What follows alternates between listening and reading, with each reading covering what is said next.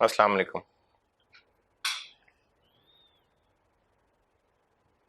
दुरूद शरीफ पढ़ना।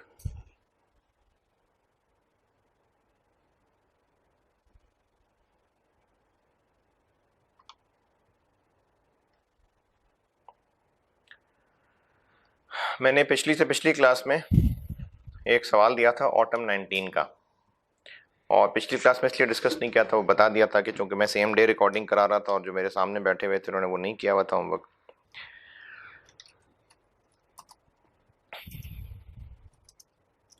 इसमें जो जो आपको मसले हो सकते हैं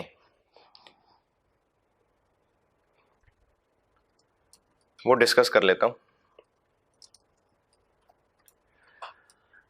एक मसला आपको ये हो सकता है कि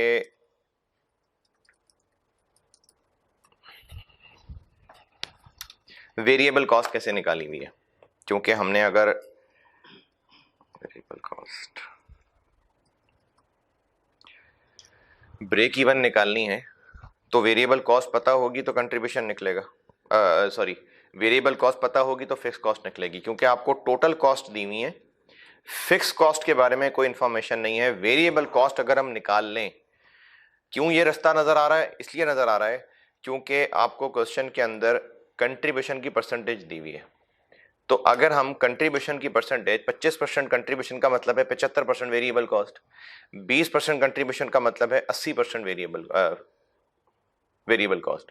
तो अगर हम दोनों प्रोडक्ट्स की वेरिएबल कॉस्ट निकाल लें और टोटल कॉस्ट में से ये वेरिएबल कॉस्ट माइनस कर दें तो बाकी फिक्स कॉस्ट बच जाएगी।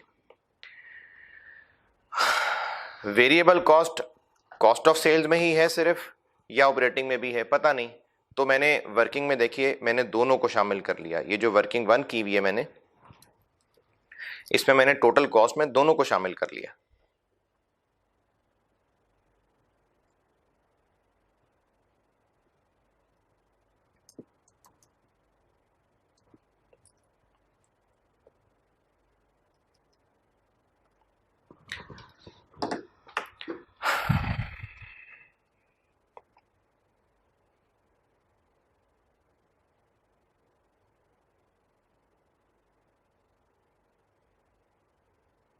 अच्छा, ठीक।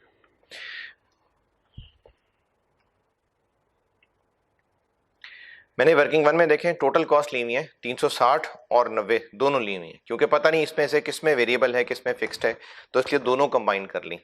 और जो वेरिएबल कॉस्ट 385 मिलियन निकाली हुई है वर्किंग 1.1 के अंदर, वो पिछले साल जो जो आपको टोटल सेल्स दी हुई है उसमें से अगर हम प्रोडक्ट वाइज अलग अलग करना चाहें तो ये बात आपको अब बड़ी दफा बता चुका हूं कि यूनिट्स की रेशियो मैंने इसमें इक्वेशन बना के किया हुआ है, लेकिन आप ऐसे भी कर सकते हैं कि अगर आप दोनों की सेल प्राइसेस का वेटेड एवरेज कर लें। एक की सेल प्राइस कितनी है? 24,000। और इसकी रेशियो कितनी है? और दूसरे की सेल प्राइस, इसकी रेशियो, ये इनकी वेटेड एवरेज सेल प्राइस आ जाएगी। और अगर आप इस वेटेड एवरेज सेल प्राइस ही से यूनिट्स निकालना चाहें तो निकल आएंगे। ये क्या आंसर आता है? मैंने इक्वेशन बना के किया हुआ, लेकिन ऐसे भी कर सकते हैं। क्या आंसर आता है?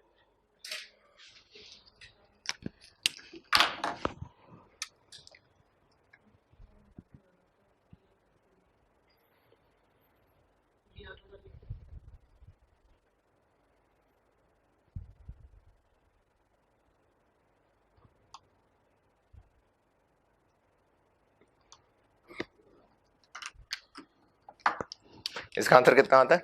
8,000। ये है वेटेड एवरेज सेल प्राइस। मैंने इक्वेशन बना के किया ना, आप ऐसे भी कर सकते हैं। आपको ये चीज सिखाई हुई है कि टोटल यूनिट्स में से कुछ पोर्शन पे ये प्राइस, कुछ पे ये प्राइस लगनी हो, तो आप वेटेड एवरेज प्राइस निकाल के टोटल यूनिट्स पे लगा दें तो वो भी टोटल सेल्स आ जाएगी। अब यहां से उल्टा चलते हैं। टोटल सेल्स पता है आपको 5 लाख। क्या यार, 5 ही नहीं बन रहा। ये टोटल सेल्स है। इसको अगर डिवाइड कर लो उससे, रुपीज इन थाउजेंड है ना, इसको अगर डिवाइड कर लें 8,000 से,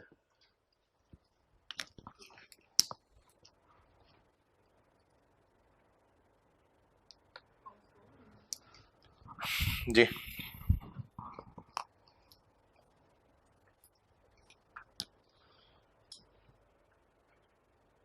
62,500। तो ये यूनिट्स हैं। मैंने ये वर्किंग 1.1 में इक्वेशन बना के निकाले हुए, ये ऐसे भी कर सकते हैं। ये यूनिट्स हैं टोटल। तो इनको अगर 1 और 4 की रेशियो में बांट दें तो इन दोनों के अलग अलग यूनिट्स आ जाएंगे, 12,500 और 50,000।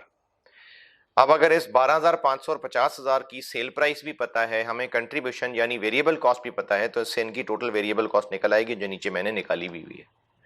अब जब टोटल 385 मिलियन निकल आई तो टोटल ग्रैंड टोटल में से जब ये माइनस करेंगे तो बाकी फिक्स कॉस्ट रह जाएगी। और इसके अलावा कंबाइंड ब्रेक इवन चूंकि रेशो यूनिट्स की बताई है तो हमें ब्रेक इवन यूनिट्स में ही निकालना पड़ेगा पहले, वेटेड एवरेज कंट्रीब्यूशन से। और वेटेड एवरेज कंट्रीब्यूशन मैंने वर्किंग 2 में निकाल के दिया हुआ है, इसी वेट से कंट्रीब्यूशन को वेटेड एवरेज किया हुआ है। तो उससे ब्रेक इवन पहले यूनिट्स में निकलेगा, उसको फिर इसी रेशियो में तोड़ेंगे और सेल प्राइसेस से मल्टीप्लाई करेंगे तो ब्रेक इवन सेल्स आ जाएंगी।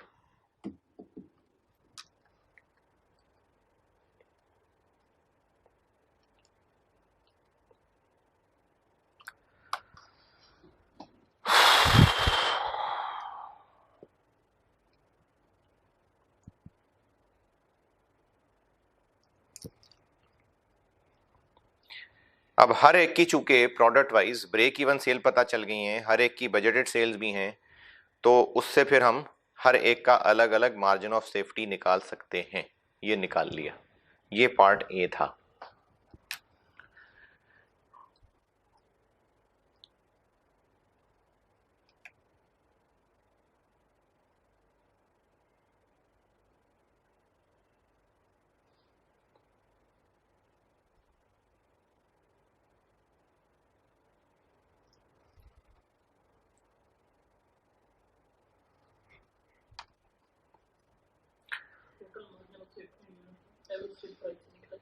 है टोटल है वो एवरेज सेल प्राइस से निकल सकता।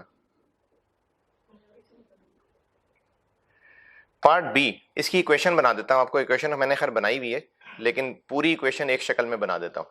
इसमें मैंने तोड़ तोड़ के फिगर्स निकाली और फिर इक्वेशन की शक्ल में बनाई है।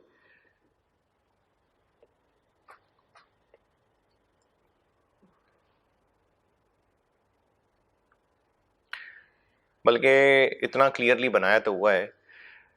सीवीपी की जो मैंने मास्टर फार्मूला बताया हुआ है, मैंने उसी के अंदर वैल्यूज पुट की हैं। Sale price minus sale price minus variable cost, ये कंट्रीब्यूशन होता है ना, ये हमने निकाला हुआ है 1840।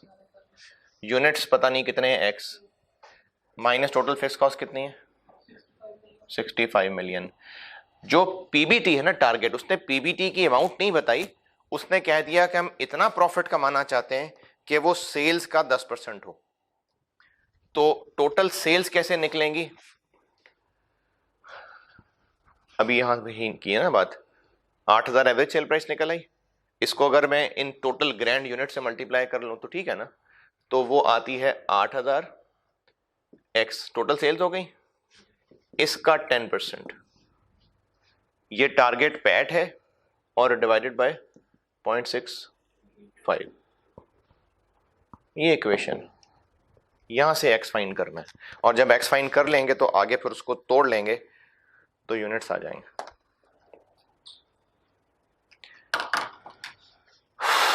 इसके अलावा मैंने जो कल क्लास में कराए थे, मैंने उसके बारे में कहा था कि आप फिर से देख के आइएगा। 100 रुपए वाली अजम्पशन मैं फिर दोहरा देता हूं, आप उस सवाल में 100 रुपए वाली अजम्पशन ले सकते हैं। अगर आपको कंफ्यूजन है तो छोड़ दें 100 रुपए वाली बात।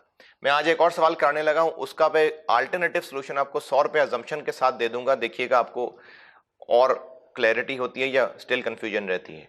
अगर स्टिल कंफ्यूजन रहती है तो फिर 100 रुपए वाली बात को छोड़ दें।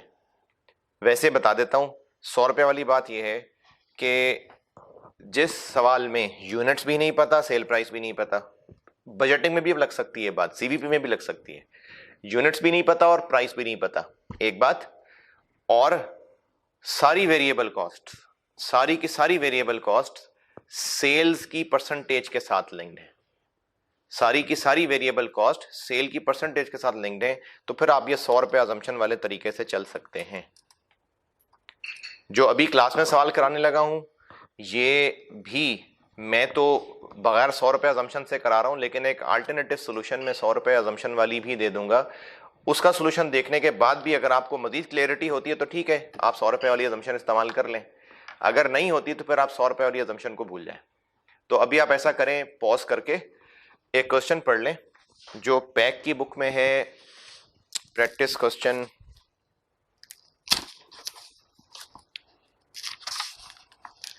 10 पेज 416 पे, डिजिटल इंडस्ट्रीज लिमिटेड, ऑटम 17 का सवाल है ये। और जिनके पास राइस की बुक है 620 उसमें पेज 620 पे question number 4, digital industries limited, autumn 17। ये आप सवाल पढ़ लीजिए, काफी लेंथी सवाल है, आप रीड करके देने की जरूरत तो नहीं आप इस सवाल को पढ़ लें अच्छे तरीके से, और चूंकि डाटा आपका इस्तेमाल होगा तो इसलिए पॉज करके पढ़ लें। जब आप लेक्चर दोबारा लगाएंगे तो मैं इसका सोल्यूशन करवा रहा हूँ। पढ़ लीजिए, चलें।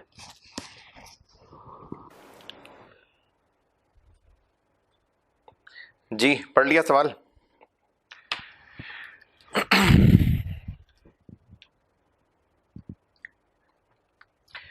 इस सवाल में ना आपको एक समरी बता देता हूं पहले कि सवाल में है क्या, फिर आपको जो इसमें मेन, इस सवाल में मेन मसला था ही ग्रोथ रेट निकालना।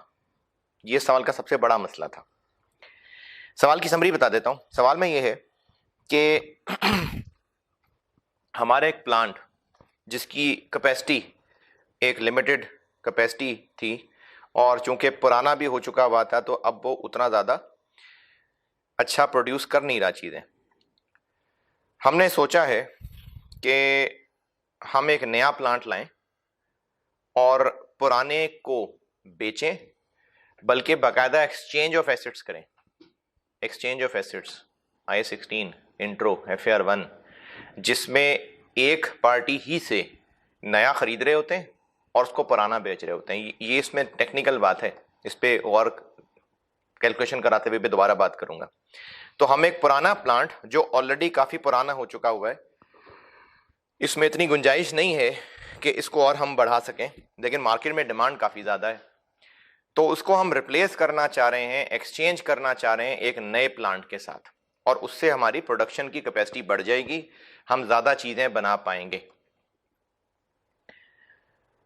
पूछा यह है कि अगर हम ये कर लें, after incorporating the effect of the above years, अगर हम ये कर लें तो एक तो अगले साल की सेल्स बता दें, बजटेड सेल्स, और मार्जिन ऑफ सेफ्टी परसेंटेज बता दें। अच्छा, यहां पर एक बात सुन लें, मार्जिन ऑफ सेफ्टी अगर ये वर्ड परसेंटेज ना लिखा हो तो बाय डिफॉल्ट ये परसेंटेज ही है। अगर आपसे मार्जिन ऑफ सेफ्टी पूछा ना, मार्जिन ऑफ सेफ्टी, तो ये समझने में आसानी होती है अगर परसेंटेज टर्म्स में हो। तो अगर आपको मार्जिन ऑफ सेफ्टी पूछा हुआ है और ये नहीं कहा कि अमाउंट में या यूनिट्स में या परसेंटेज में, तो बाय डिफॉल्ट वो परसेंटेज में है। इसमें बहरहाल कहा हुआ है परसेंटेज। तो ये सवाल का एक ओवरव्यू हो गया। अब मैं इसकी ग्रोथ रेट की कैलकुलेशन के लिए आपको एक एक लाइन का मतलब बताऊंगा, रीड करके दूंगा। पहले सवाल का प्लान क्या है? सवाल का प्लान ये है कि हमने बजटेड सेल्स निकालनी है, बजटेड सेल्स रुपीज में क्या अमाउंट में, यूनिट्स में, रुपीज में कि यूनिट्स में?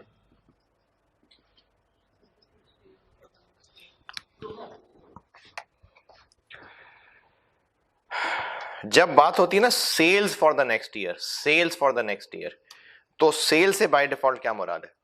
अमाउंट।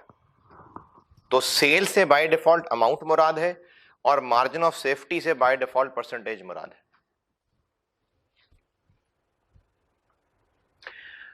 तो हमें बजटेड सेल्स निकालनी है और मार्जिन ऑफ सेफ्टी परसेंटेज निकालनी है। बजटेड सेल्स ठीक है, निकालता हूं। मार्जिन ऑफ सेफ्टी के लिए क्या चाहिए होगा? ब्रेक इवन सेल भी चाहिए होगी। तो हमें बजटेड सेल्स निकाल लेते हैं, रिक्वायर्ड है। ब्रेक इवन सेल्स निकाल लेते हैं, अमाउंट में कि यूनिट्स में? अमाउंट में निकालेंगे तो ही इससे कंपेयर करके फिर मार्जिन ऑफ सेफ्टी निकलेगा, तो फिर हमारा मार्जिन ऑफ सेफ्टी निकल आएगा। तो हमें बजटेड सेल्स पूछिए और मार्जिन ऑफ सेफ्टी के लिए ब्रेक इवन सेल्स भी निकालनी पड़ेंगी। बजटेड सेल्स पे आते हैं। अच्छा, ये सवाल भी आप सेल प्राइस 100 रुपये अज्यूम करके कर सकते हैं। सेल प्राइस 100 रुपये अज्यूम वाली बात फिर समझ लें, अगर आपको पिछले साल के डेटा में से सेल प्राइस भी नहीं दी हुई, यूनिट्स भी नहीं दिए हुए, टोटल सेल्स गिवन है, टोटल सेल्स, और जो वेरिएबल कॉस्ट हैं वो सारी की सारी परसेंटेज ऑफ सेल्स हैं, यानी उसमें कोई ऐसी चीज नहीं है कि अगले साल वेरिएबल कॉस्ट 5 रुपए पर यूनिट बढ़ जाएगी, ये तो फिर अमाउंट आ गई ना सर्टेन। अब हमारी अजम्पशन नहीं चलेगी, फिर इसके लिए सवाल में कुछ और भी देखना पड़ता है। तो अगर आपको पिछले साल के डेटा में सेल प्राइस भी नहीं दी, क्वांटिटी भी नहीं दी, बस total amount of revenue given है, तो आप सेल प्राइस 100 रुपए अज्यूम करके काम चला सकते हैं। 2 सवाल तो आपके सामने आ गए हैं। एक तीसरा, ये जो मैं सवाल आज करवा रहा हूं, ये मैं बोर्ड पे 100 रुपए अजम्पशन के साथ नहीं कर रहा, मैं इसको पूरा फुल फ्लैश सवाल टोटल अमाउंट लेके चल रहा हूं, लेकिन अल्टरनेटिव के तौर पे मैं इसका 100 रुपए अजम्पशन वाला सोल्यूशन भी आपको दे दूंगा। बल्कि मैं अभी बना लेता हूं फोल्डर पे, भूल ना जाऊं। लेक्चर 85।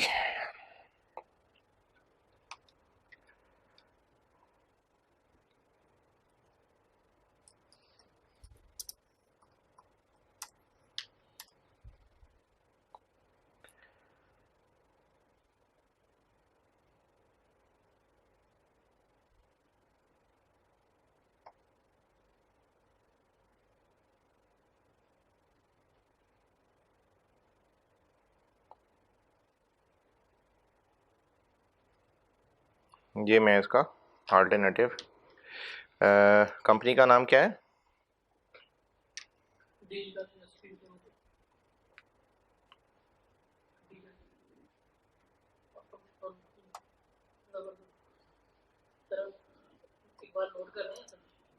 क्या?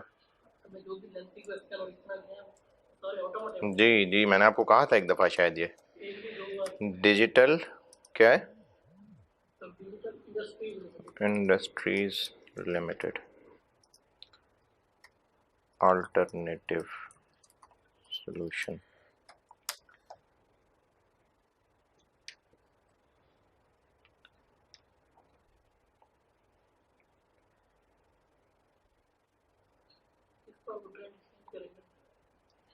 क्या करेगा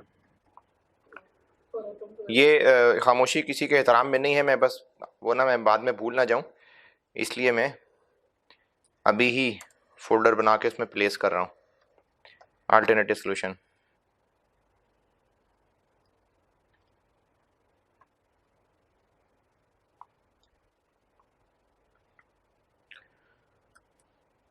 आपको प्रिंट दे दूं या वही जो ग्रुप में वो जो ट्यूटो पे डालूंगा काफी होगा? क्यों? अच्छा अच्छा अच्छा अच्छा।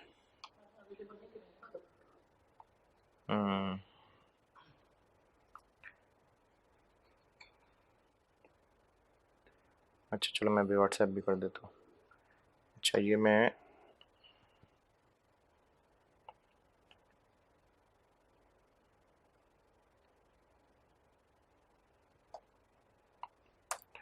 एटी 85 में digital industries autumn 17 alternative solution. लें जी, ये मैंने फोल्डर में रख दिया, वो फिर भूलूं ना ताकि।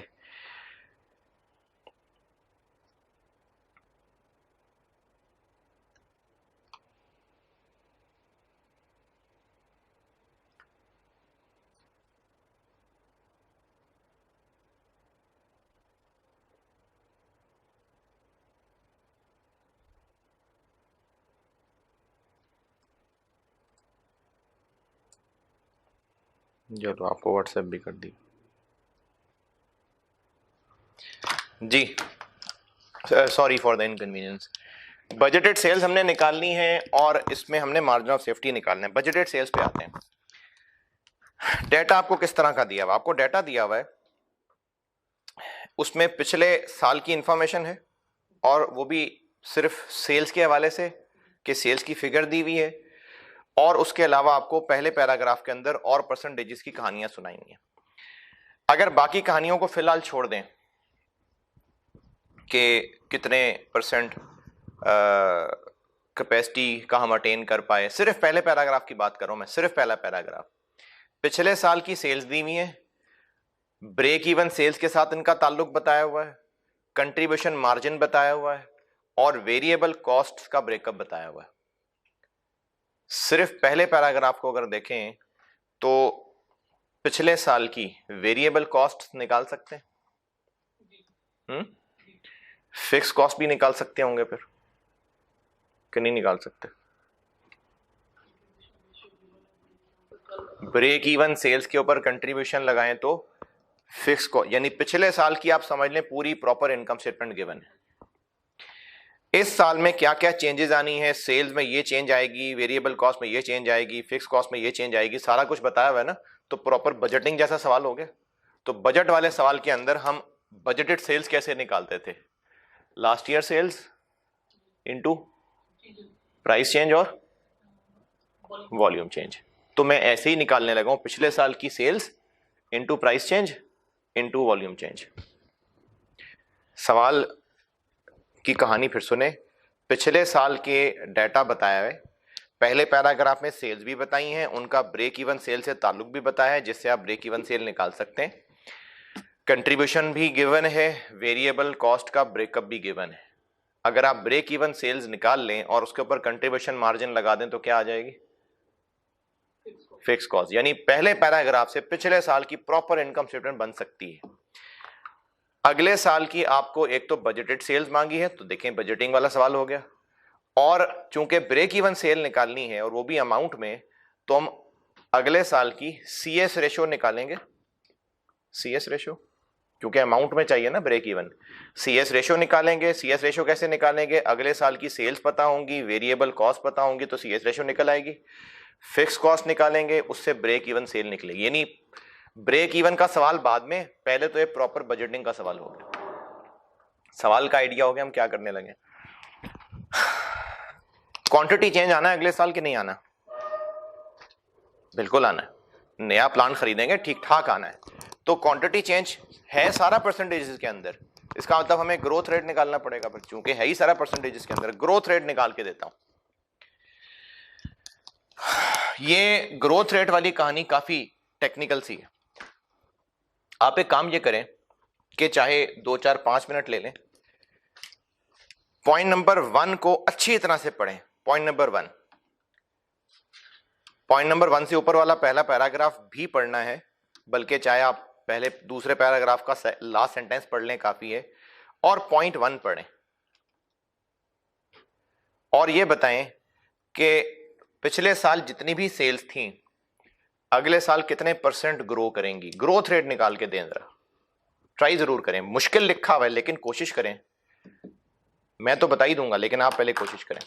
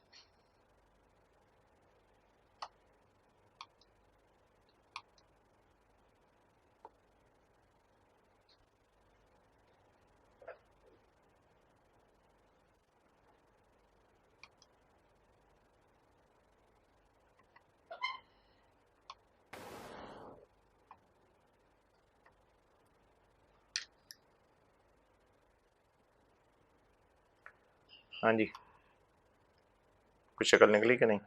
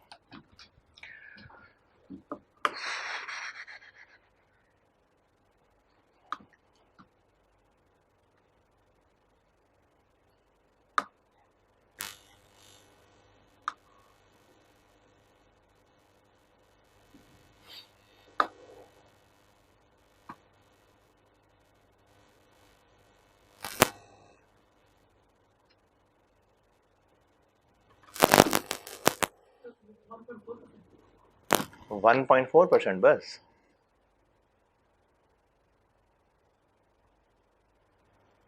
फोर के आगे क्या है?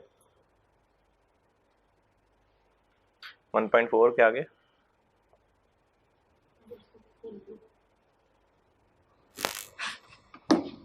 चले समझे।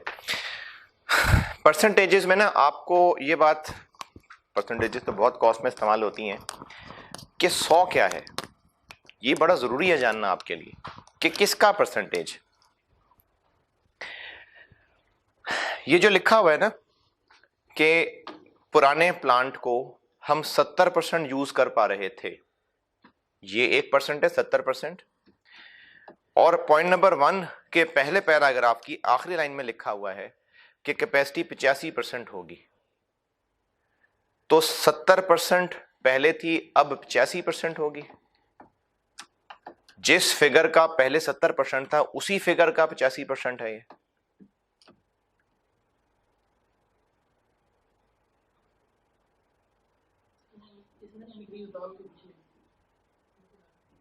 क्या इंक्रीज डाल के? ये जो 70% था ना, ये पुराने प्लांट की कैपेसिटी का 70% था, और जो 85% है ये नए प्लांट की कैपेसिटी का 85% है। तो ये 70 और 85 अलग अलग है। इसमें स्टूडेंट के जहन में सिर्फ इतना आता है कि वो देखता है कि 20% ज्यादा होगा तो वो इसमें 20% ग्रोथ रेट ले लेता है, या अगर वो और भी कुछ साइंस लगाए तो वो कहेगा अच्छा पहले 70% होता था 85% होगा, वो 15% ले लेगा। आप इन परसेंटेजेस पे गौर करिए कि किसकी परसेंटेज है। सवाल के दूसरे पैराग्राफ में पुराने प्लांट की बात हो रही है। The production director was of the view that since the plant is quite old, the production capacity cannot be increased beyond the current level of 70%। यानी ये पुराने प्लांट की बात हो रही है कि पुराने प्लांट की जो भी प्रोडक्शन कैपेसिटी मतलब मैक्सिमम कैपेसिटी थी, हम उसके 70% तक उसको यूज कर पा रहे हैं। 70% तक यूज कर पा रहे का मतलब है कि अगर प्लांट की कैपेसिटी 100 यूनिट्स बनाने हैं तो हम बस 70 ही बना पा रहे हैं। प्लांट पुराना हो गया, अब उतनी पूरी जवानी पे नहीं है प्लांट। तो ये पुराने प्लांट की कैपेसिटी का 70% है, और जो नया प्लांट होगा उसकी कैपेसिटी डिफरेंट होगी। तो नए प्लांट की कैपेसिटी का 85% पे हम काम कर रहे होंगे। तो 70% किसी और का है और 85% किसी और का है। एक डायग्राम से बताता हूं। ओल्ड प्लांट की प्रोडक्शन का अगर ये लेवल था, इसको अगर मैं 100 कह दूं तो हम कितने पे थे अभी? 70 पे। जो नया प्लांट होगा उसकी कैपेसिटी पुराने से ज्यादा होगी ना, तो नए की कैपेसिटी ये इधर होगी 120 कह लें। ये मैं अब 120 इसके हवाले से कंपैरेटिव टर्म में बात कर रहा हूं। यानी अगर मैं कहूं कि 100 यूनिट्स, प्लांट अगर 100 यूनिट्स बना सकता था तो हम 70 यूनिट्स बनाते थे। नई मशीन से कितनी कैपेसिटी होगी? 120 यूनिट्स बनाने की। लेकिन अब 120 नहीं बनाएंगे, हम क्या करेंगे? इसका 85, 120 का 85% कितना?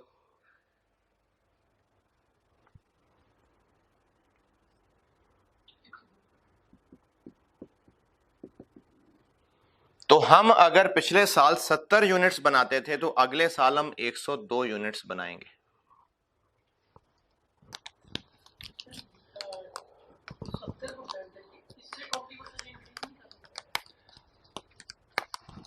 नए प्लांट के बारे में लिखा हुआ है, a new plant would be installed whose capacity would be 20% more than installed capacity of the existing plant.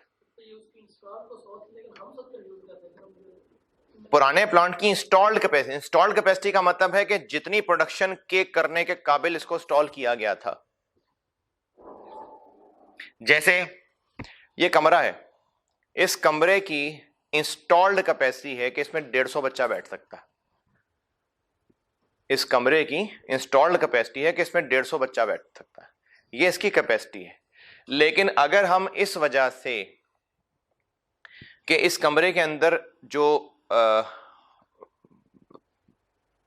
Ventilation है वो प्रॉपर नहीं है, घुटन शुरू हो जाती है, तो यहाँ पर 120 से ज़्यादा बच्चे हम बिठाते नहीं हैं। वैसे कैपेसिटी 150 की है लेकिन 120 तक बिठाते हैं बस। तो ये जो 120 है ये है हम इस वक्त किस लेवल पे ऑपरेट कर रहे हैं। वैसे इस कमरे की इंस्टॉल्ड कैपेसिटी 150 बच्चे बिठाना है, तो पुराने प्लांट की कैपेसिटी जितनी भी थी, लेट से 100%, बल्कि लेट से क्या 100% कहूंगा उसको, तो हम 70% उसको इस्तेमाल कर रहे थे। जो नया प्लांट होगा उसकी कैपेसिटी पुराने प्लांट की यूज्ड कैपेसिटी से नहीं, उसकी ओरिजिनल इंस्टॉल्ड कैपेसिटी से 20% ज्यादा है। तो अगर पुराना प्लांट 100 यूनिट्स बनाता था लेकिन हम सिर्फ 70 बनाते थे उससे, नहीं, पुराना प्लांट अगर 100 यूनिट्स बना सकता था, हम सिर्फ 70 बनाते थे, तो हम पुराने प्लांट की 70% कैपेसिटी पे वर्क कर रहे हैं। नया प्लांट की कैपेसिटी पुराने प्लांट की इंस्टॉल्ड कैपेसिटी से 20% ज्यादा होगी, यानी नए प्लांट पे 120 यूनिट्स बन सकते होंगे, लेकिन हम इसकी कैपेसिटी को 85% पे रन करेंगे, यानी 120 की बजाय उनका 85%, 102 यूनिट्स बनाया करेंगे। तो पिछले साल हम 70 यूनिट्स बनाते थे, अगले साल हम 102 यूनिट्स बनाएंगे। कितने परसेंट इंक्रीज है? 70 से 102, कितने परसेंट इंक्रीज है ये?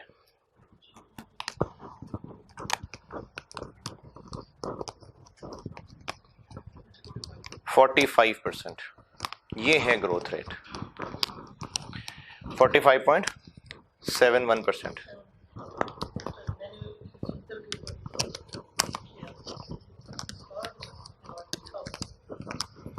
तो इस सवाल में मेन मुश्किल ही यही थी, उसके अलावा तो जैसे पहले थे वैसे ही अब भी हैं इस सवाल में मसले। तो इसकी ग्रोथ बनती है 45.71%, ये ग्रोथ है।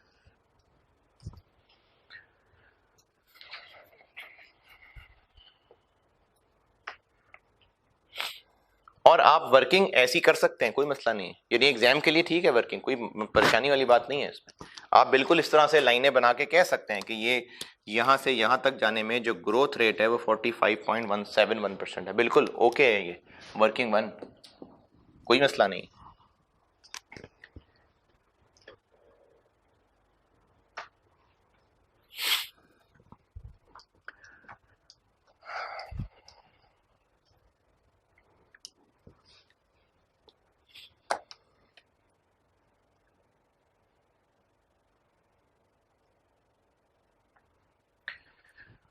तो पिछले साल की सेल्स कितनी थी?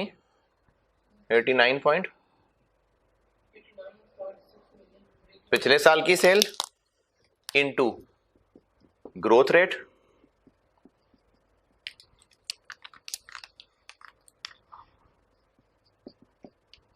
Into price change. Price change कितनी होनी है?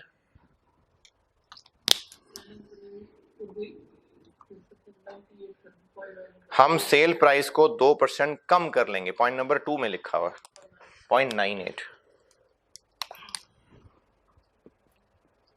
पिछले साल की sale into quantity change into price change, तो बजटेड सेल्स आ जाएगी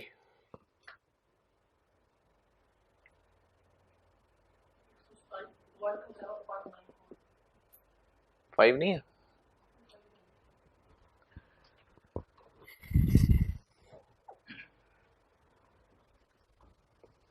ये बजटेड सेल्स है। मेन चीज तो इसमें ये ग्रोथ रेट थी।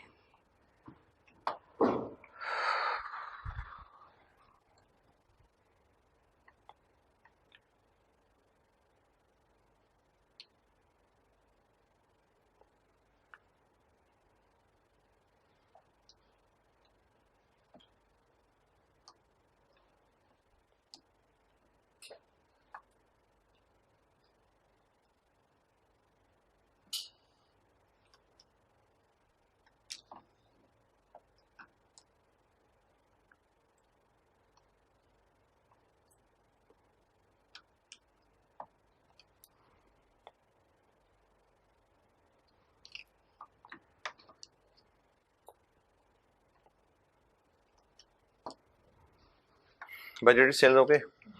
चले अब आगे क्या करना है, मार्जिन ऑफ सेफ्टी निकालने के लिए ब्रेक इवन चाहिए, तो अगला काम करते हैं, ब्रेक इवन सेल निकालते हैं।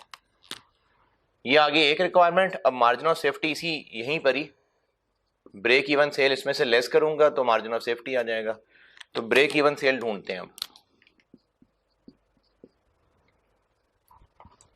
अमाउंट निकालनी है, इसलिए CS रेशो में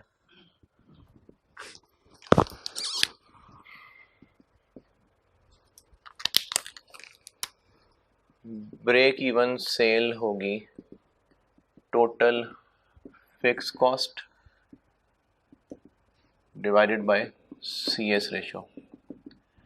तो अगली तलाश करते हैं हम टोटल फिक्स कॉस्ट की, वर्किंग 3 और उसके बाद वर्किंग 4।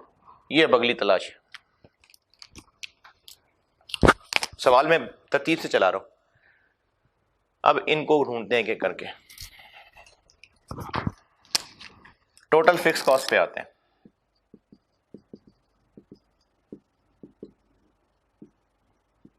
बजटिंग में इस तरह के काम किया करते थे बहुत। पिछले साल की टोटल फिक्स कॉस्ट, उसमें चेंजेस करके अगले साल की फिक्स कॉस्ट। ये मैंने कहा था कि लिखें, और ये बार बार सवालों में हुआ है क्या कि पिछले साल की फिक्स कॉस्ट नहीं दी होती तो हम ब्रेक इवन सेल के जरिए फिक्स कॉस्ट निकाल लेते हैं। ये हमने बारहा किया है और मैंने इसको कहा था लिखने के लिए भी। तो पिछले साल की ब्रेक इवन सेल से हम टोटल फिक्स कॉस्ट निकाल सकते हैं। साल का जिक्र है कौन सा, 2017 18 या नहीं, बस लास्ट ईयर नेक्स्ट ईयर?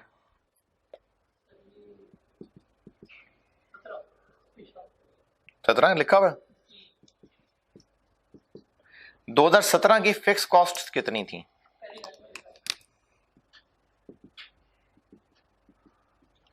अगर हम 2017 की ब्रेक इवन सेल्स पे कंट्रीब्यूशन मार्जिन लगा दें तो वो फिक्स कॉस्ट आ जाएंगी। पिछले साल की ब्रेक इवन सेल्स नहीं दी हुई, लेकिन ये कहा हुआ है कि जो पिछले साल की सेल्स थी ना वो ब्रेक इवन का 80% थी। तो अगर 89.6 मिलियन को 0.8 से ग्रॉस कर लें तो पिछले साल की ब्रेक इवन सेल्स आ जाएंगे। ये सवाल के पहले पैराग्राफ में लिखा हुआ। अब इससे हमने फिक्स कॉस्ट तक पहुंचना है, क्या करूं? CS रेशियो लगा दो 25%।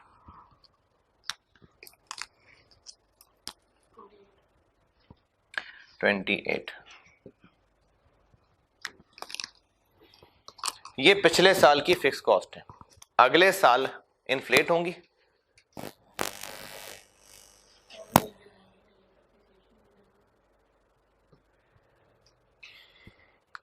लेकिन डेप्रिसिएशन भी है इसमें।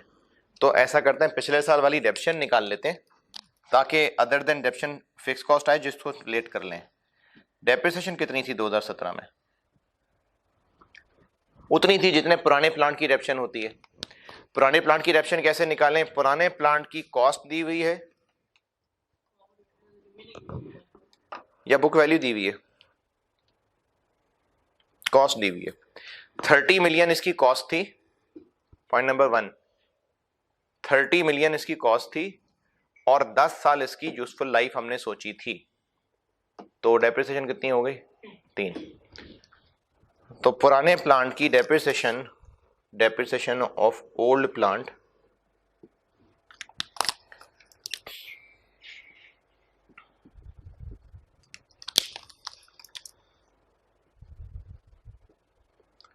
तो पिछले साल other than depreciation fix cost इतनी होती थी।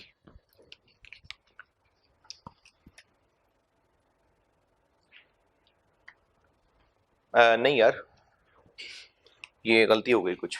ये तो नए प्लांट के बारे में बताया हुआ है। हाँ हाँ जी, सॉरी जी, ये तो मैंने नए प्लांट का कर दिया। पुराने प्लांट का तो नीचे लिखा हुआ है। एग्जिस्टिंग प्लांट वाज इंस्टॉल्ड 15 साल पहले और उसकी कॉस्ट 27 मिलियन थी। इसकी टोटल लाइफ 15 साल थी, या ये 15 साल पहले खरीदा था? 15 साल पहले खरीदा था और इसकी लाइफ टोटल तो नहीं बताया, लेकिन ये बताया कि इसकी जिंदगी के 3 साल बाकी हैं। तो टोटल लाइफ कितनी हुई फिर? 18। कितनी कॉस्ट पे खरीदा था? हैं और लाइफ थी 18 साल। 15 साल पहले खरीदा था, 3 साल बाकी रह गए, तो लाइफ इसका मतलब 18 थी। तो कितनी डेप्शन थी इसकी? तो डेप्रिसिएशन के अलावा फिर फिक्स कॉस्ट 26.5 होती थी।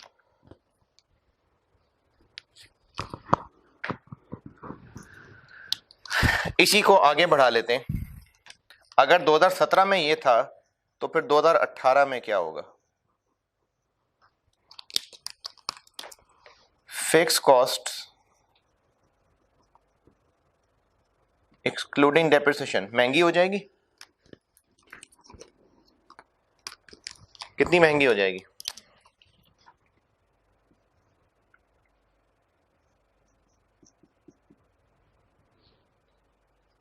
फिक्स कॉस्ट कितनी महंगी हो जाएगी? पॉइंट नंबर 5 जी।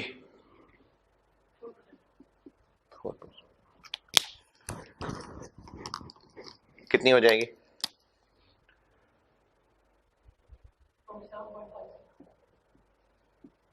अच्छा, इधर ना जगह कम है, इधर इससे नीचे मैं यहां लिख रहा हूं, इससे नीचे इधर आगे लिख रहा हूं। और अगले साल में नए प्लांट की डेप्रिसिएशन आ जाएगी। इससे नीचे यहां लिख रहा हूं, नए प्लांट की डेप्शन आ जाएगी। नए प्लांट की कॉस्ट क्या होगी? 30, और इसकी लाइफ कितनी होगी? 10। पहले मैंने यही कर दिया था। तो उसकी डेप्रिसिएशन होगी फिर 3, और 2018 में कोई फिक्स कॉस्ट?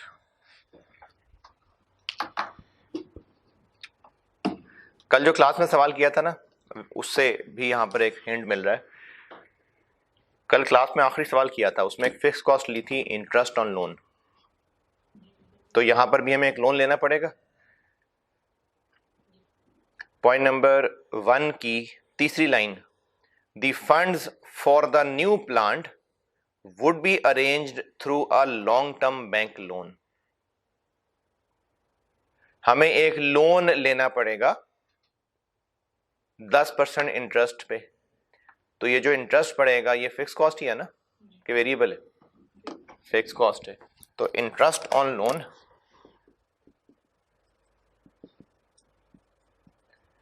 कितना लोन लेना पड़ेगा?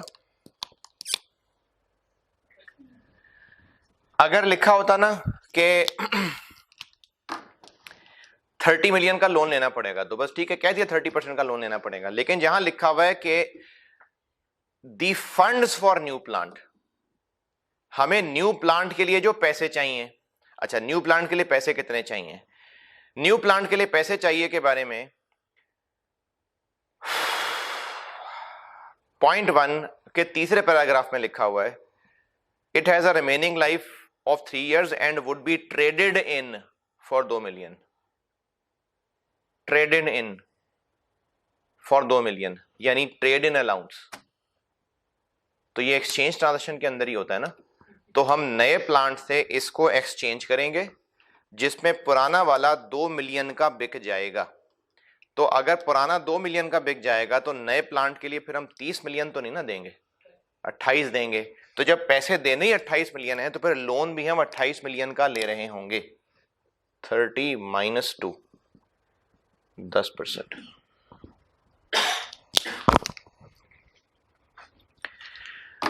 ये कहां लिखा है कि 28 का लोन लेना है? The funds for the new plant would be arranged through a bank long term loan. तो जितने पैसे चाहिए उतना ही लोन लेंगे ना। तो पैसे हमें चाहिए 28 मिलियन, इसलिए 28 मिलियन पे इंटरेस्ट पड़ेगा। अच्छा, अब यहां ना जो पीछे सॉल्यूशन है आई कैप का, उसमें एक पॉइंट इग्नोर्ड है, मेरे ख्याल में नहीं होना चाहिए, मुझे इससे इख्तलाफ है। तो यहां पर आके जो पीछे सॉल्यूशन है उससे मैं चेंज कर रहा हूं। पुराने को बेचेंगे तो ही ये 2 इधर माइनस हो रहा है ना। पुराने को बेच देंगे तो ही तो नया खरीदेंगे। तो पुराने को बेचने पे प्रॉफिट या लॉस ऑन डिस्पोजल भी तो हो सकता है कि नहीं हो सकता? हो सकता है। पुराने की बुक वैल्यू दी हुई है? नहीं, निकाल सकते हैं।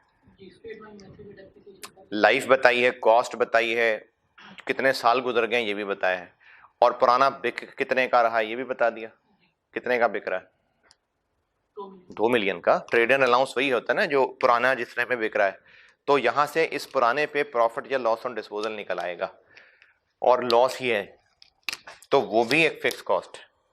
जिनको इतराज है कि loss on disposal fix cost क्यों है, तो फिर क्या वेरिएबल है? नहीं, तो फिर फिक्स्ड ही है। पुराना बिकेगा 2 मिलियन में, और पुराने की बुक वैल्यू कितनी? 27 मिलियन इसकी कॉस्ट थी, और कितने साल जिंदगी के इसके गुजर गए थे? बाकी 3 रह गए थे। तो चाहे आप ऐसे कर लें कि 3/18, और अगर ये समझ नहीं आता तो कॉस्ट माइनस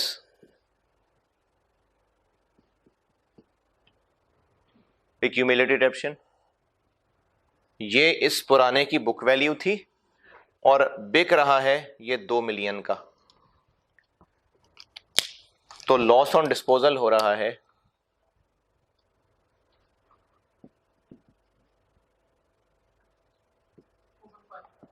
2.5। तो 2018 की फिक्स कॉस्ट बन जाएंगी ये। पीछे सॉल्यूशन में ना ये लाइन इग्नोर्ड है, हालांकि इग्नोर करना बनता नहीं है।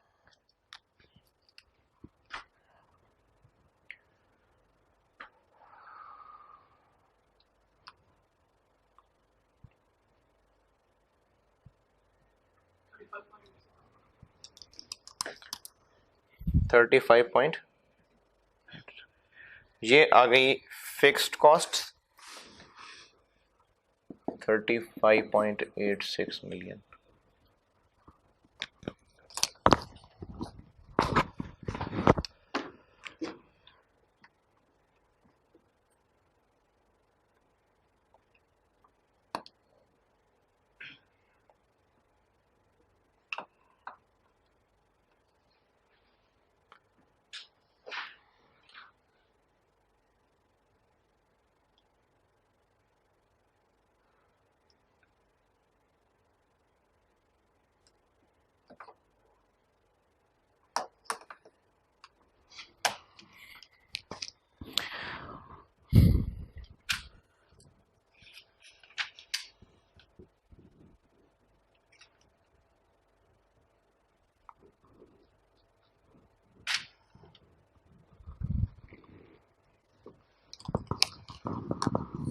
टोटल फिक्स कॉस्ट ओके, इसको नोट कर लीजिएगा, मुझे जगह चाहिए, मैंने मिटाना है इसको। चले खैर अभी मेरे पास जगह है, बाद में मिटा दूंगा। ये है ना स्क्रीन में, तो इसको पॉज करके नोट कर लीजिएगा। पीछे सॉल्यूशन में ये नहीं है इसलिए करिएगा नोट।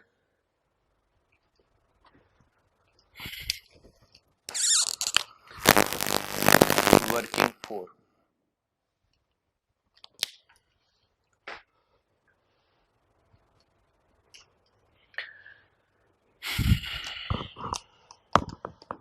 CS रेशियो निकालता हूं।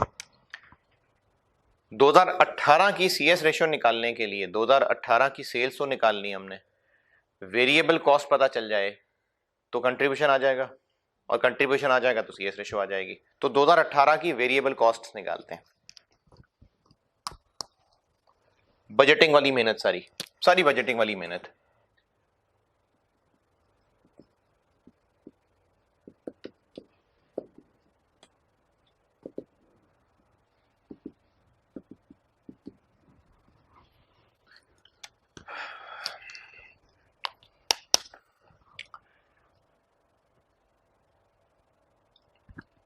आपको मटेरियल, लेबर और वेरिएबल ओवरहेड्स अलग अलग चाहिए पिछले साल के। क्यों?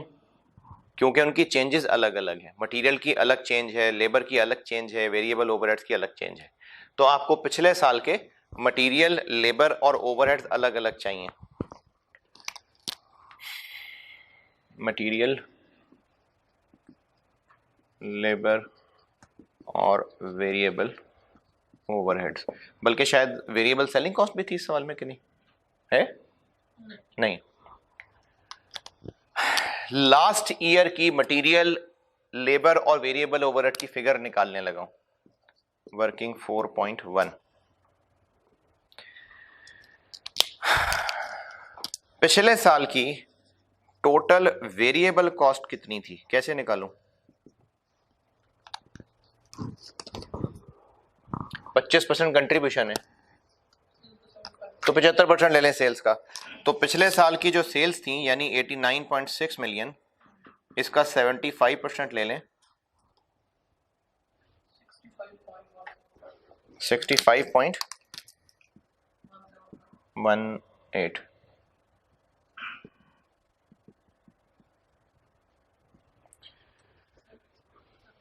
नहीं सही नहीं,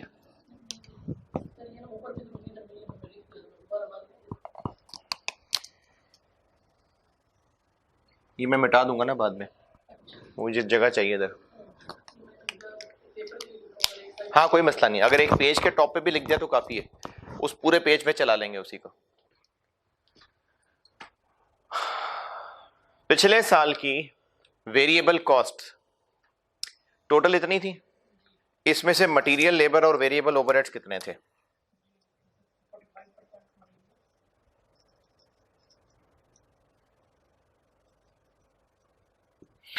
45% मटेरियल था, 35% लेबर था, 20% ओवरहेड थे। पूरे हो गए? 45, 35, 80, ठीक है। तोड़े कितने बने?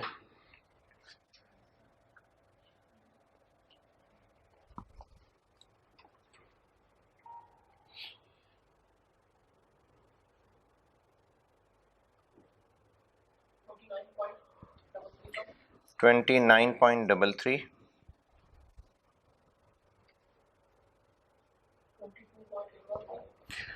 22.81, 13.04। ये पिछले साल की मटेरियल, लेबर और वेरिएबल को तोड़ लिया। क्यों तोड़ा है?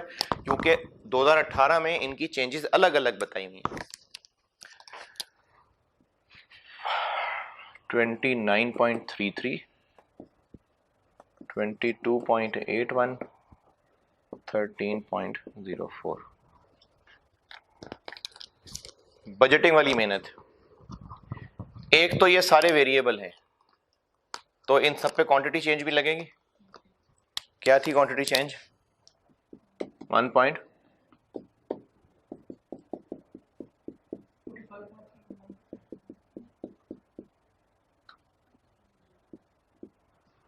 क्वांटिटी चेंज आ गई, बल्कि जगह मैंने थोड़ी रख ली है, इसमें बड़ा कुछ है।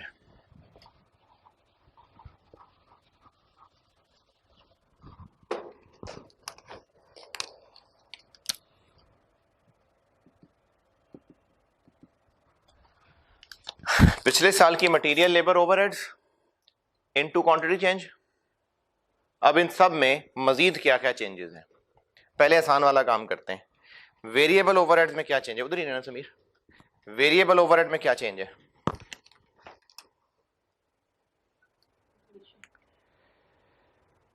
वेरिएबल ओवरहेड में इन्फ्लेशन है।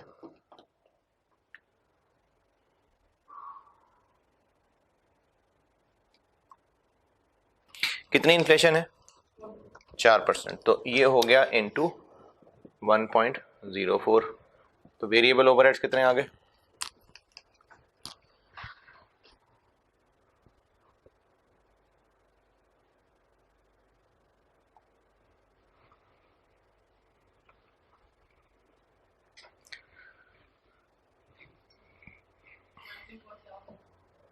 $19.76।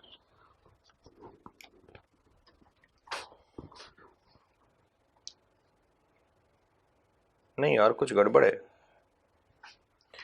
कुछ कैलकुलेशन में गलती हुई है। पिछले साल की वेरिएबल कॉस्ट सही नहीं निकाली है आपने, ये गलत है।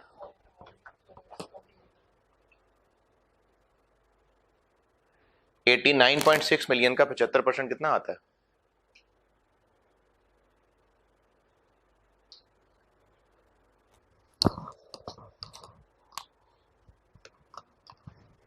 $89.6 मिलियन का 75% कितना आता है?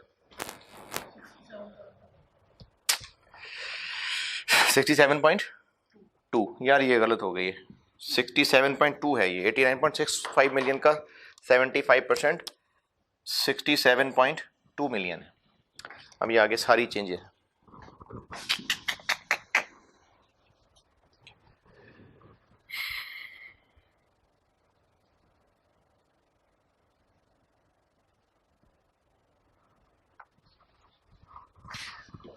ये तीनों निकालें दोबारा।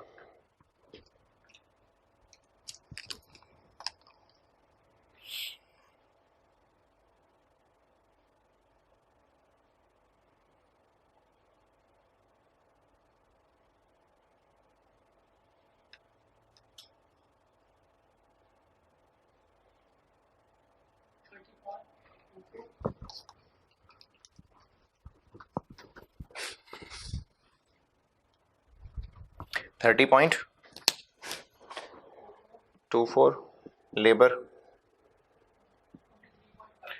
23.52 वेरिएबल ओवरहेड्स, 4.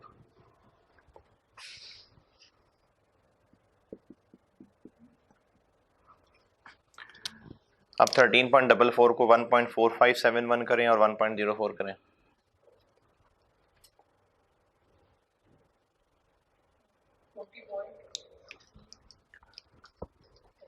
20 पॉइंट, अब सही है, 20.37।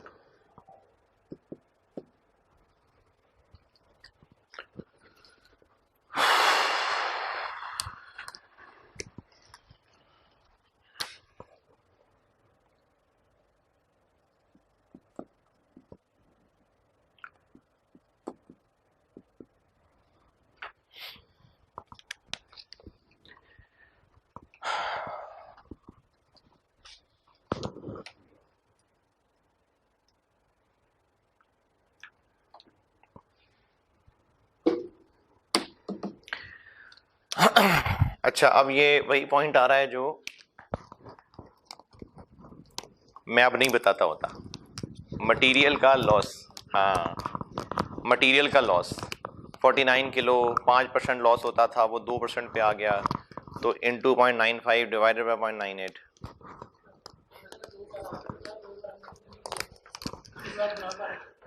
तो मटेरियल के बारे में ये मैं आपको, मटेरियल और लेबर ना काफी गहराई में लिखा हुआ है। पॉइंट नंबर वन का दूसरा paragraph, the new plant would eliminate existing material wastage which is 5% of input. यानी अभी इस वक्त कितना नुकसान होता है? 5%। यहां रुक के दोबारा बताता हूं, ये जो material cost rupees in million हमने निकाली है, इसको भी ग्रॉसअप करना है या ये कॉस्ट ही है पूरी इनपुट की है? वहां से पढ़ के नहीं पता चलेगा, ये पूछ रहा हूं मैं।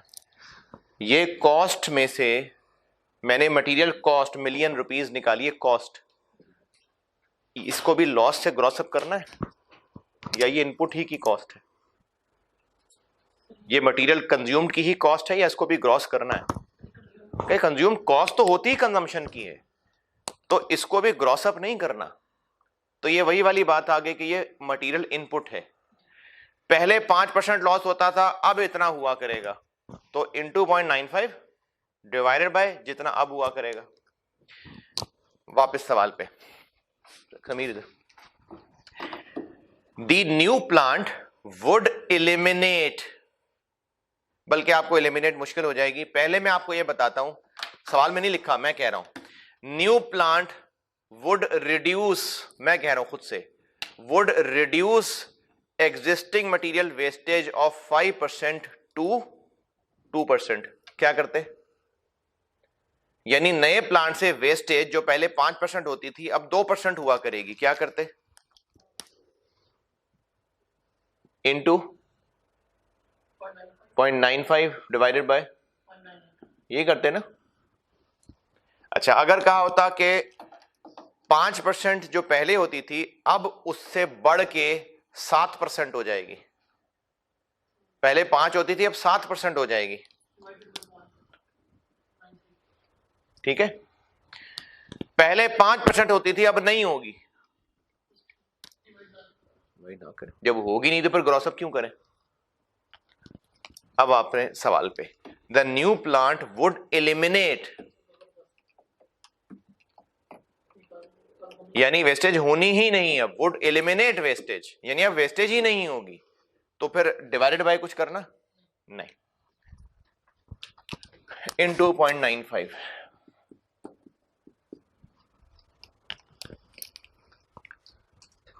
लेकिन अभी बात यहां खत्म नहीं हुई। पॉइंट नंबर 3,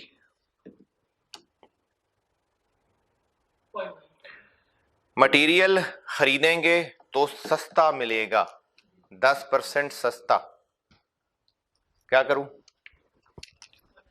इन 2.9, तो मटेरियल कितना हो जाएगा,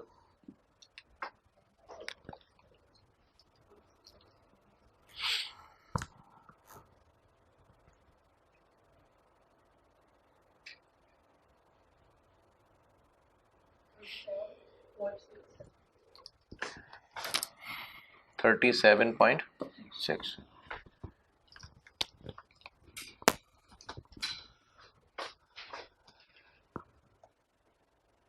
ठीक है,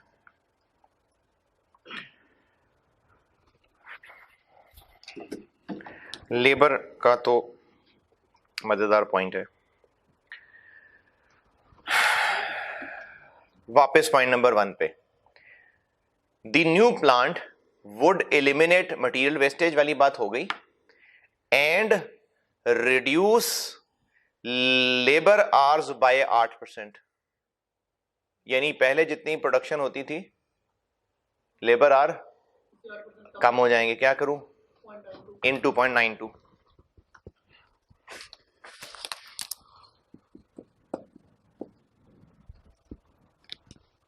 कम क्यों हो जाएंगे,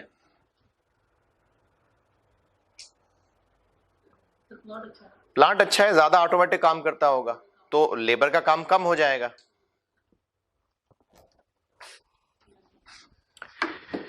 पॉइंट नंबर 4,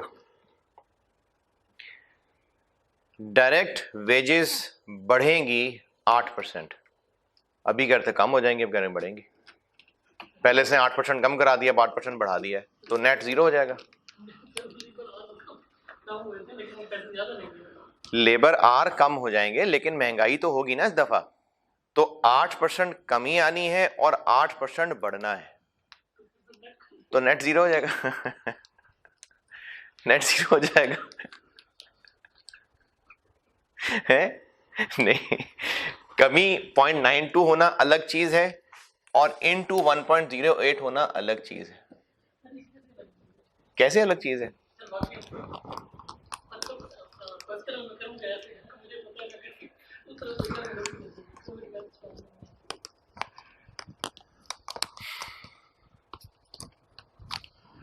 इसकी रीजन तो समझाना मुश्किल है, मैं आपको साबित कर देता हूं। वेजेस 100 रुपए पर आवर और जो आवर्स लगते थे वो भी 100 लगते थे, कितनी कॉस्ट आती थी, 10,000। अब ये बढ़ के 108 आ जाएगा और ये कम होके 92 हो जाएगा, 108 इंटू 92,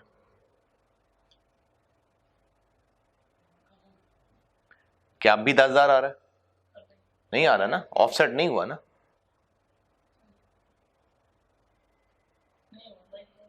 तो ऑफसेट नहीं हुआ। अच्छा, इसकी एक और रीजन, 8% रेट का बढ़ना है, 8% कमी आर्ज में आनी है, मैंने तो फिर यहां 100 रख लिया ना,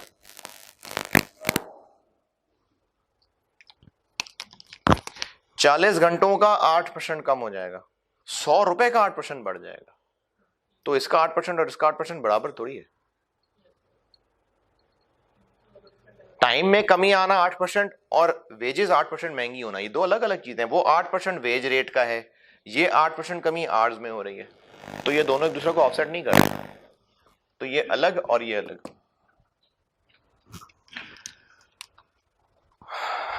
पॉइंट नंबर 4 दोबारा, जब हम लोगों के पैसे बढ़ाएंगे तो उससे वो खुश होके टाइम कम लगाएंगे। अच्छा, ये कौन सा टाइम कम है और ऊपर वाला टाइम कौन सा कम है? एक टाइम की कमी है पॉइंट नंबर 4, एक कमी है पॉइंट नंबर 1 दूसरा पैराग्राफ। तो वो कौन से टाइम की कमी है और ये कौन से टाइम की कमी है?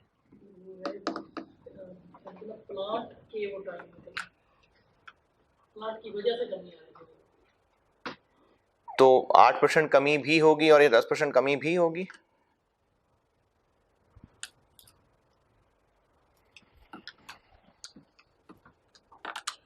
नहीं, वो जो टोटल टाइम जो लगता था ना, वो ना उसमें 8% कमी आएगी। तो फिर ये 10% किसमें कमी है?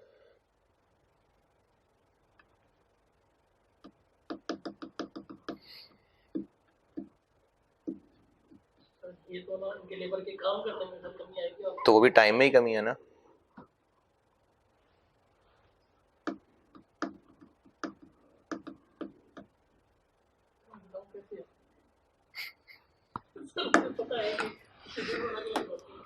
ये जो पॉइंट 1 का दूसरा पैराग्राफ है ना कि लेबर आवर्स में कमी हो जाएगी, इसको आप फर्क करने के लिए आसानी हो जाएगी। टोटल लेबर आवर्स कैसे निकालते हैं? टोटल लेबर आवर्स दो चीजों का मल्टीपल होता है, लेबर में सिखाया था, बल्कि उससे पहले भी सिखाया था। टोटल लेबर आवर्स दो चीजों का मल्टीपल है, नंबर ऑफ बंदे और एक बंदा कितने घंटे काम कर रहा है। तो ये जो मशीन का ऑटोमेटिक होना है ना, ये नंबर ऑफ बंदे कम कर रहा है, क्योंकि मशीन ऑटोमेटिक है। पहले 10 बंदे काम करते थे, अब 8 बंदे काम करेंगे।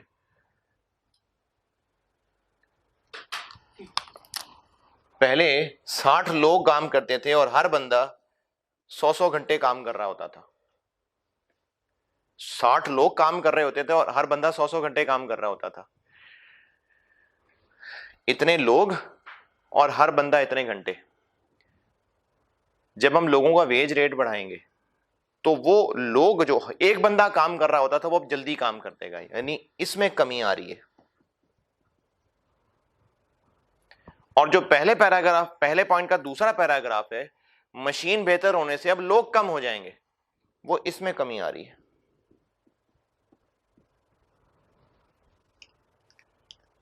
ये लोगों वाली बात कहां लिखी है? ये नहीं लिखी हुई, मैं आपको समझाने के लिए इसको लोगों पे शिफ्ट कर रहा हूं।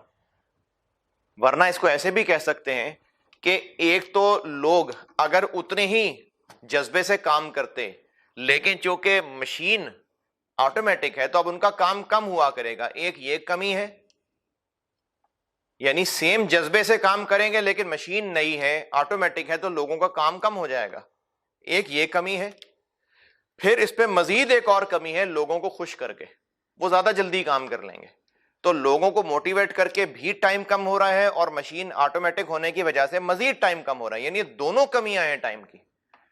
तो 0.9 भी होगा और 0.92 भी होगा।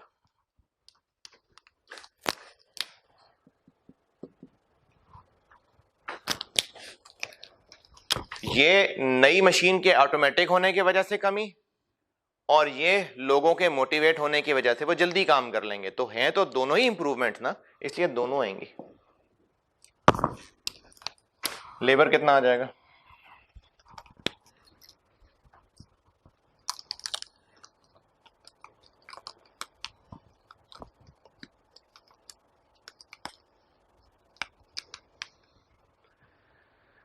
हाँ जी, 23.52 इंटू 1.4571 इंटू 0.92 इंटू 1.08 इंटू 0.9।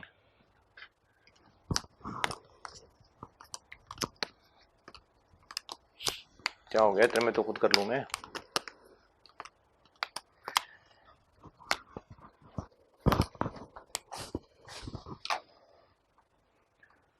ये आ जाएगा 30.65।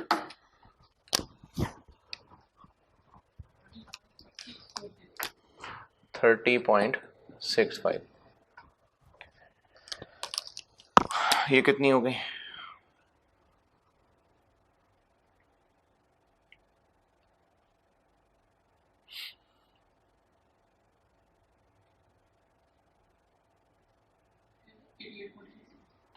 $88.69। यहां से अब हम सी एस रेशियो निकाल सकते हैं। सी एस रेशियो कैसे निकालें? 2018 की सेल्स कितनी होंगी? 127.95 माइनस 88.69। ये क्या हो जाएगा? ये क्या होगा? Contribution divided by sales. C S ratio आ जाएगी कितनी?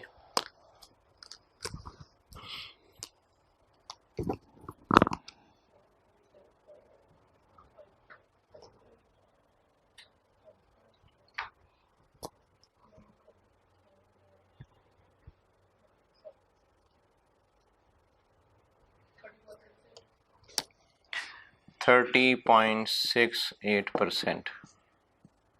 ये सी एस रेशो आ गई, इसकी तलाश थी 30.68%। तो ब्रेक इवन सेल आ गई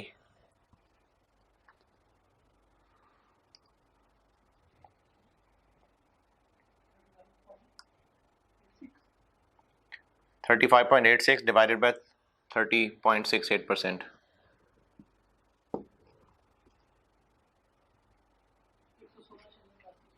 116.88 मिलियन। ये आ गई break even cell.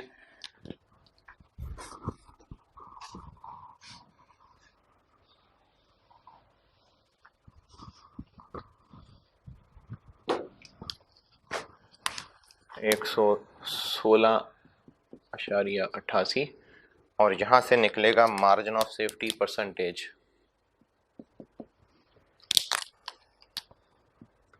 127.95 minus 116.88 divided by 127.95।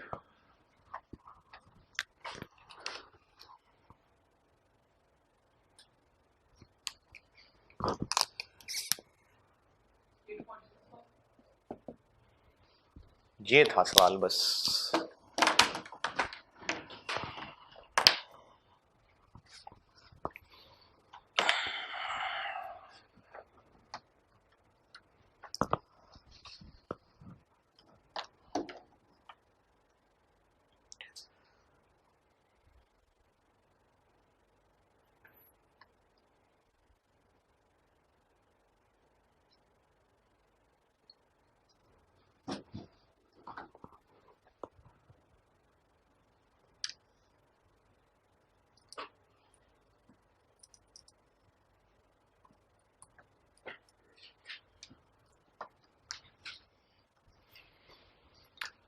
अच्छा, एक चीज मैंने मिटा दी इधर, वरना बाकी तो मैंने कोशिश की थी कि सारा कुछ लिखा रहे।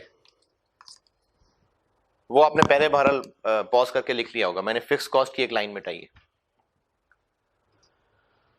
समीर इधर भी वर्किंग दिखा देना एक दफा।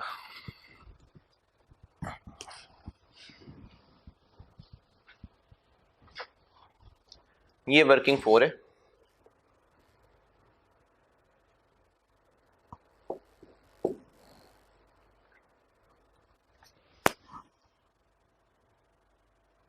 ये वर्किंग 2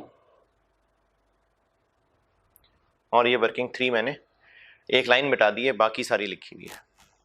यहां से शुरू होके इधर आ रही है।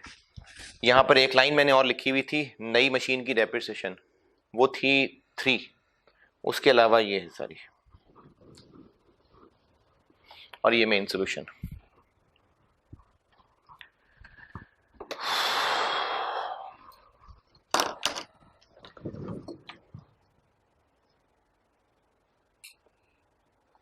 अच्छा, उसमें देखिए राइस की बुक में 2013 अटेम्प्ट का एक सवाल होगा मारूफ इंजीनियरिंग के नाम से,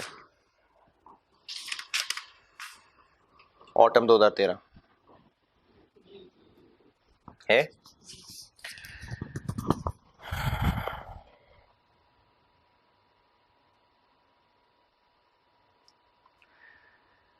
सीवीपी खत्म, in fact short term decision making खत्म। इसमें से 2 सवाल आते ही आते हैं। लास्ट टाइम एक आया था, क्योंकि वो जो एक आया था वो 20 नंबर का आया था, वरना वैसे 2 सवाल आते हैं इसमें से, और 3 भी हो जाते हैं बाजुकात। तो लास्ट टाइम सीवीपी में से भी ऐसा सवाल नहीं था, तो अब आएगा। एक तो ऑटो में अटेम्प्ट है इसलिए भी आएगा। दूसरा डिसीजन मेकिंग में से भी सवाल के आने के चांसेस हैं। रेलिवेंट कॉस्टिंग का ठीक ठाक तगड़ा सवाल आ गया है, तो अब बाकियों के आने बनते हैं। तो शॉर्ट टर्म डिसीजन मेकिंग खत्म है। अब आपका एक टॉपिक रह गया है लॉन्ग टर्म डिसीजन मेकिंग, और एक साथ छोटा सा टॉपिक है फाइनेंशियल इंस्ट्रूमेंट्स। ये 2 टॉपिक आपके अब रहते हैं।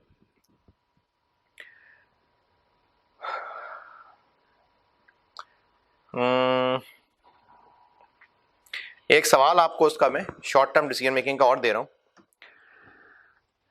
ये सवाल ना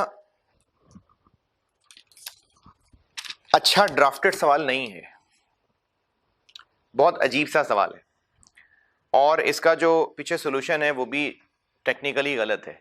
और गलत है इस तरह से कि वो बड़े अरसे बाद क्लिक किया कि ये तो गलत है। पिछला ये लास्ट सेशन में ही मुझे क्लिक किया था, वो भी एक बच्चे के सवाल पूछने में। यानी ऐसा पूरी ड्राफ्टेड सवाल है कि एग्जामिनर ने सवाल का सोल्यूशन बनाते हुए भी गौर नहीं किया कि उसके सवाल में फ्लॉ है। ड्राफ्टिंग का मसला है, सवाल में फ्लॉ नहीं है, ड्राफ्टिंग अच्छी नहीं है, तो उसके सोल्यूशन में भी फ्लॉ था। तो आप अगर इस सवाल को सिर्फ नॉलेज के लिए सवाल पढ़ के सोल्यूशन देख के समझ भी लेना, तो मेरे नज़र में वो भी बहुत है। वैसे अच्छे बच्चे आप सवाल सॉल्व करने तो बहुत अच्छी बात है, लेकिन अगर आप सवाल सॉल्व करने में मुश्किल महसूस कर रहे हैं तो कम से कम जो इसका सोल्यूशन मैं दूंगा, अगर आप वो देख भी लेना तो भी चलेगा। तो अब आपका होमवर्क ये है कि आप ये सवाल दोबारा कर रहे हैं, दोबारा करने वाला सवाल है। और जिनके पास पैक की बुक है, पेज 423, ऑटम 2013, प्रैक्टिस क्वेश्चन 22, मारूफ इंजीनियरिंग, ये करके आइएगा। और जिनके पास राइस की बुक है, उसमें पेज 624 पेज पे क्वेश्चन नंबर 11, मारूफ इंजीनियरिंग। इस सवाल का सोल्यूशन आप जो पीछे बुक में है वो भी बेशक जरूर देखिएगा, ताकि देखिए मैं जिस सवाल को गलत कहता हूं ना, तो आप आई कैप का सोल्यूशन जरूर देखा करें, ताकि आपको कॉन्सेप्चुअली पता चले ना कि मैं क्यों गलत कह रहा हूं उसको। तो आप इस सवाल का सोल्यूशन देखिएगा, और जो मैं सोल्यूशन दूंगा मेरी बेस्ट अकल के मुताबिक वही सही है जो मैं सोल्यूशन दूंगा। फिर भी आप इन दोनों का सोल्यूशन पढ़ भी लें तो भी, इसका सोल्यूशन पढ़ भी लें तो भी बहुत है, मेरी नज़र में काफ़ी है। अगर करना चाहें तो बहुत अच्छी बात है, ज़रूर अटेम्प्ट करिएगा, बाद में सोल्यूशन देखिएगा। लेकिन अगर आप ना भी करना चाहें या हिम्मत ना पड़ रही हो, तो एटलीस्ट इसका सोल्यूशन देख ज़रूर लें। यानी आप इस सवाल को एक एग्जाम्पल समझ के कर लें कि ये सवाल है, ये आंसर है, देखो समझ आ रहा है, हाँ जी समझ आ रहा है, ये तो भी काफ़ी है। तो आपका होमवर्क ये सवाल दोबारा करना है, और मारूफ इंजीनियरिंग है।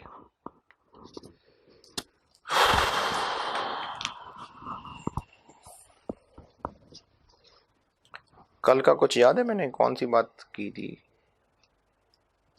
रहम पे था शायद में।